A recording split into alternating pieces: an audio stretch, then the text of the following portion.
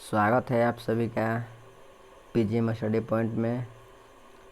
दोस्तों, आज हम लेकर आए हैं क्लास 10 का इकोनॉमिक्स अर्थव्यवस्था का चैप्टर 3 जो मुद्रा बचत एवं साख से रिलेटेड है।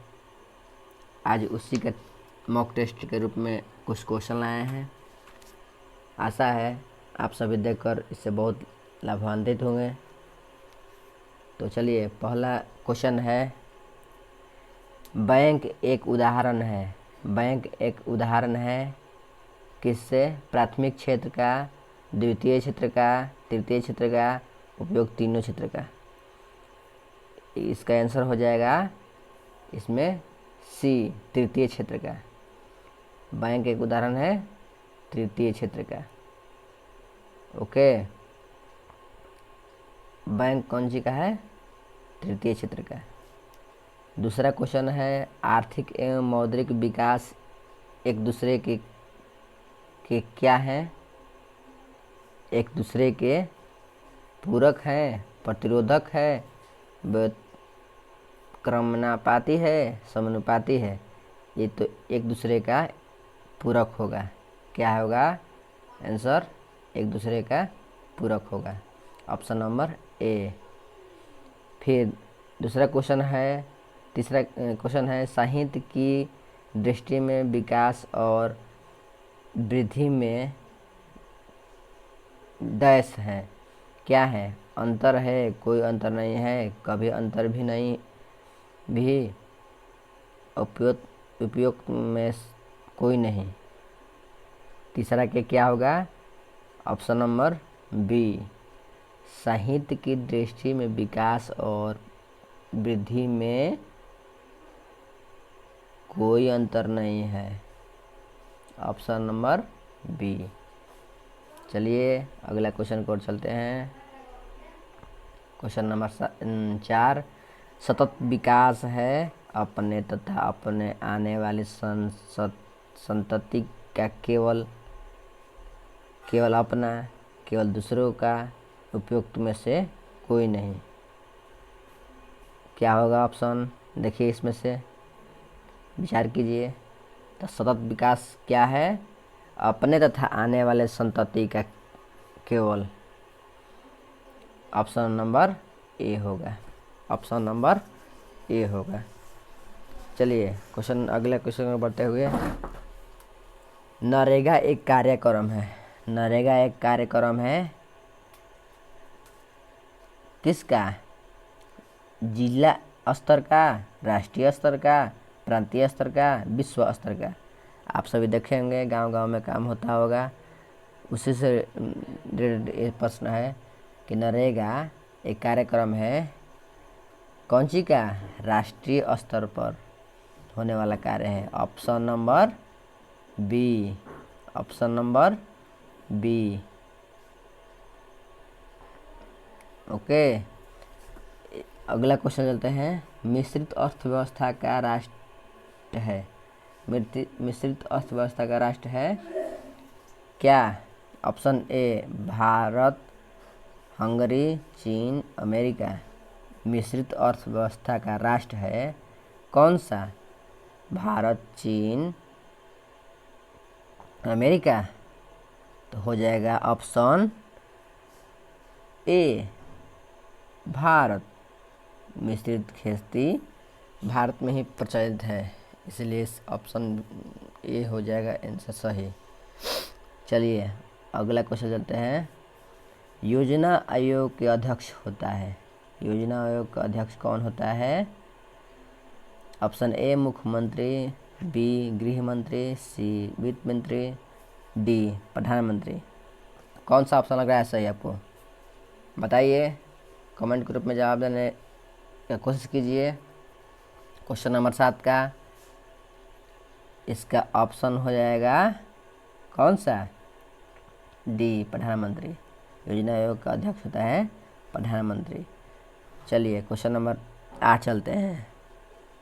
योजना आयोग के सदस्यों की संख्या होती है। योजना आयोग के सदस्यों की संख्या होती है 7, 8, 9, 10। तो इसमें क्या हो जाएगा? इसमें हो जाएगा 8। ओके,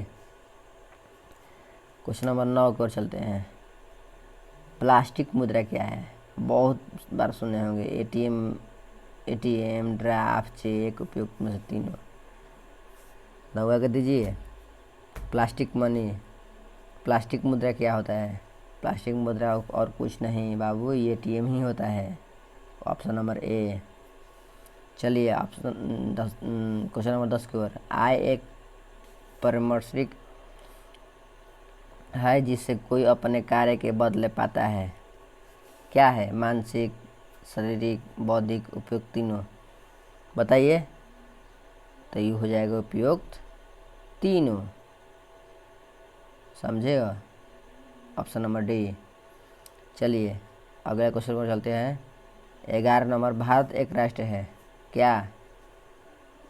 अविकसित, विकसित, के पिछड़ा, के विकासशील? क्या लगता है आप लोग का? ये हो जाएगा विकासशील। ऐसे तो हमें ऑप्शन के अनुसार ठीक है, लेकिन अभी उतना विकासशील देश नहीं है। ठीक है, लेकिन भारत एक राष्ट्र है विकासशील किताबी दृष्टि से। चलिए अगले क्वेश्चन को चलते हैं। 12। श्रम एक पारिश्रमिक है। क्या है? ब्याज, लगान, लाभ, मजदूरी। बढ़ा के बताइए। तो इसका हो जाएगा ऑप्शन नंबर डी ही। समझे? मजदूरी ही। पूंजी का पारिश्रमिक है। पूंजी का पारिश्रमिक है। क्या हो जाएगा? लाभ, हानि, ब्याज, वेतन। बताइए। 13 का ऑप्शन नंबर सी ब्याज होगा। ओके। 14 का भूमि का पारिश्रमिक है। भूमि का पारिश्रमिक, भूमि का पारिश्रमिक, लगान, ब्याज, वेतन, लाभ। इसका हो जाएगा ऑप्शन नंबर ए, लगान। ओके। 15। गरीबी गरीब को जन्म देती है। यह कथन किसका है? बहुत प्रचलित है, बहुत प्रचलित। समझे? इसका ऑप्शन देख लीजिए। इसमें पहले से टिक लगाया हुआ है। रैग्नर नक्स का याद रखिए, बहुत बड़ा नाम है। चलिए क्वेश्चन अगले क्वेश्चन को चलते हैं। 16 नंबर। विकसित राज्यों में ऊंची होती है। क्या? क्या होती है?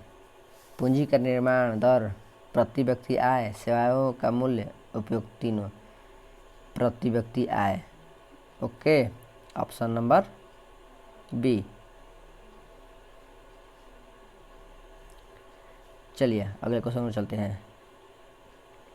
राष्ट्रीय आय के अंतर्गत शामिल है। राष्ट्रीय आय के अंतर्गत शामिल है वस्तुओं का मूल्य, वस्तुओं का सेवाओं का मूल्य, सेवाओं का मूल्य, उपयुक्त में से कोई नहीं। क्या लगता है आप लोग का? 17 का बताइए। क्वेश्चन के आंसर देने का कोशिश कीजिए। वस्तुओं का मूल्य, वस्तुओं का सेवाओं का मूल्य, सेवाओं का मूल्य, उपयुक्त में से कोई नहीं। ऑप्शन नंबर बी हो जाएगा, वस्तु एवं सेवाओं का मूल्य। अगले क्वेश्चन को। कुल उत्पादन एवं उत्पादन में किए गए खर्च का अंतर कहता है। प्रति व्यक्ति आय, सकल घरेलू आय, कुल घरेलू आय, शुद्ध राष्ट्रीय आय। तो 18 को हो जाएगा शुद्ध राष्ट्रीय आय, डी ऑप्शन। ओके। राष्ट्रीय आय का समतुल्य होता है। क्या होता है? उपभोग, व्यय एवं विनियोग का योग के उपयोग, उपभोग, व्यय तथा विनियोग का गुणनफल के उपभोग एवं विनियोग का अंतर। बताइए कि उपभोग एवं विनियोग व्यय में भाग। ये बहुत लफड़ा क्वेश्चन है, लेकिन इसका आंसर ये होगा उपभोग, व्यय एवं विनियोग में के योग। Okay, option number A. बहुत हार्ड चैप्टर लगता है ये अर्थव्यवस्था, समझने में कठिन होता है लेकिन इसीलिए समझना चाहिए, पढ़ना चाहिए। चलिए अगले क्वेश्चन को। राष्ट्रीय आय की धारणा में शामिल है, राष्ट्रीय आय की धारणा में शामिल है केवल सकल घरेलू उत्पादन, शुद्ध राष्ट्रीय उत्पादन, केवल सकल राष्ट्रीय उत्पादन, उपउत्पादन से तीनों। लास्ट क्वेश्चन है, आप सही जवाब देने का प्रयत्न कीजिए। क्या होगा? तो होगा ये उपयुक्त तीनों, ऑप्शन नंबर डी। ओके, तो इसी के साथ क्लास होता है एंड। ओके, मिलते हैं अगले वीडियो में, तब के लिए बाय।